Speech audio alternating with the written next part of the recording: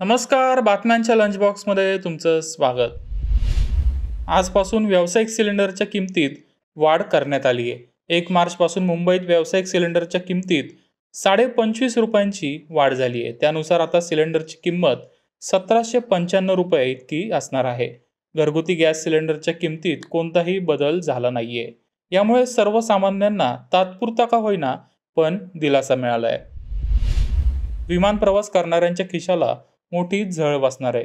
सरकारी तेल कंपन्यांनी विमानात वापरल्या जाणाऱ्या एव्हिएशन टर्बाइन फ्युएल म्हणजेच एटीएफच्या दरात वाढ केली आहे. मिळालेल्या माहितीनुसार या इंधनात ₹624.37 प्रति किलोलीटर मागे वाढ करण्यात आली आहे. याआधी 4 वेळा हवाई इंधन दरात कपात करण्यात आली होती, पण मार्चमध्ये या किमतीत वाढ करण्यात आली आहे. वाढलेले इंधन दर आजपासून लागू होणार आहेत. यामुळे आधीच मंदीत असलेल्या हवाई कंपन्या त्यांच्या तिकीट दरात वाढ करण्याची शक्यता आहे. यामुळे नेहमी विमान प्रवास करणाऱ्या लोकांच्या खिशाला मात्र चांगलीच झळ बसणार आहे.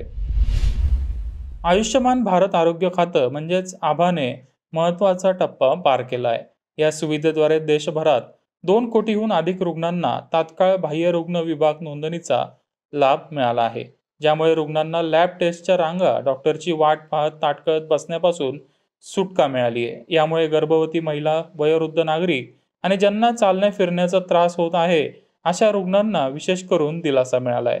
ऑनलाईन ओपीडी रजिस्ट्रेशन करण्यात उत्तर प्रदेश, आंध्र प्रदेश, कर्नाटक आणि जम्मू काश्मीर हे राज्य आघाडीवर आहेत. मार्च महिन्यात तब्बल 14 दिवस बँका बंद राहणार आहेत. आरबीआयने मार्च महिन्यात बँकांच्या सुट्ट्यांची यादी जाहीर केली आहे. यामध्ये 4 रविवार, दुसरा आणि शेवटचा शनिवार हे मिळून 6 दिवस तर आहेतच. या व्यतिरिक्त गुड फ्रायडे, महाशिवरात्री, होळीसह काही दुसऱ्या सणांच्या सुट्ट्यांचा यामध्ये समावेश आहे. त्यामुळे तुमचे महत्त्वाचे बँकेतील कामं लवकरात लवकर पूर्ण करून घ्या. केंद्रीय मंत्रिमंडळाने पीएम सौर घर मोफत वीज योजनेला मंजुरी दिली. यावर सरकार जवळपास 75,021 कोटी रुपयांचा खर्च करणार आहे. या योजनेअंतर्गत 1 कोटी कुटुंबांच्या घरावर सोलर पॅनल लावले जाणार आहेत. त्यासाठी त्यांना 78,000 रुपयापर्यंतची सवलत देखील मिळणार आहे. त्यासोबतच 300 युनिटपर्यंत वीज शुल्क भरावं लागणार नाही. जे कुटुंब सोलर पॅनल लावण्यास इच्छुक असतील ते नॅशनल पोर्टलद्वारे यासाठी आवेदन देऊ शकतात.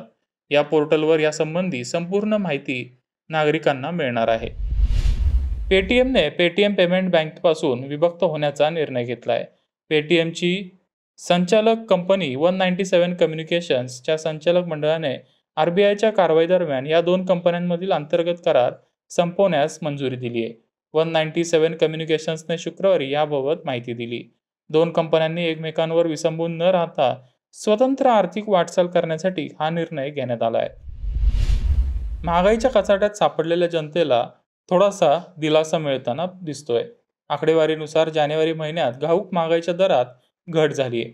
औद्योगिक क्षेत्रात काम करणाऱ्या मजुरांसाठी महागाईचा दर हा 4.59% आला आहे.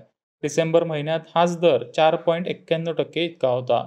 तर वर्षभरापूर्वी घाऊक महागाई 6.13% वर होती. बातम्यांच्या लंच बॉक्समध्ये आता वेळ झाली थांबायची. तुम्ही पाहत राहा मनी 9 मराठी.